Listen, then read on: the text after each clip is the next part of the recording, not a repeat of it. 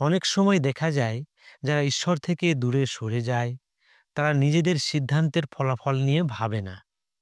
তারা যেভাবে চলছে সেই পথের শেষ কোথায় যাবে তা নিয়ে চিন্তা করে না। অনেক কষ্ট, সমস্যা, বিভিন্ন বিষয় নিয়ে তারা ভাবতে থাকে এবং তাদের আচরণের অনেক সমস্যায় ভুগতে হয়। যেমন রাজা আহাজ ছিল এমন একজন যিনি ঈশ্বরের পথে না চলে নিজের ইচ্ছা মতো চলতেন। তিনি মূর্তি পূজা করতেন, ঈশ্বরের আদেশ মানতেন না। ফলে তার রাজত্বে অনেক যুদ্ধ, বিপদ এবং ধ্বংস এসেছিল। তার নিজের ভুলের জন্য পুরো জাতিকে অনেক কষ্ট পেতে হয়েছিল। তিনি যদি ভাবতেন তার কাজের কি ফল হতে পারে, তাহলে হয়তো সে বিপদ আসতো না। আরেকজন ছিলেন পিতর, যিনি যিশুর ঘনিষ্ঠ শিষ্য ছিলেন। যিশুর ক্রুশবিদ্ধ হওয়ার সময় তিনি ৩ বার যিশুকে অস্বীকার করেছিলেন।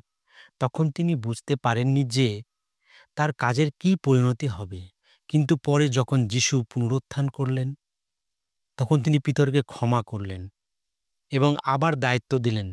পিতর তখন বুঝেছিলেন ভুল করলেও ঈশ্বর ক্ষমা করেন এবং নতুন জীবন শুরু করার সুযোগ দেন। এই গল্প দুটি আমাদের শেখায় পথভ্রষ্ট হওয়া সহজ, কিন্তু ভুলের ফলাফল ভুলে গেলে সেটা ভয়ানক হয়ে ওঠে। আমাদের অবশ্যই বুঝতে হবে আমরা যেভাবে চলি তার একটা ফল আছে। যদি আমরা ভুল করি তাহলে ফিরে আসতে হবে ঈশ্বরের কাছে, কারণ তিনি দয়ালু, তিনি ক্ষমা করেন এবং আমাদের নতুনভাবে গড়ে তোলেন। পথভ্রষ্ট হওয়া একটা ভুল, কিন্তু সেই ভুলে পড়ে থাকা মানে নিজের আত্মাকে ধ্বংস করা।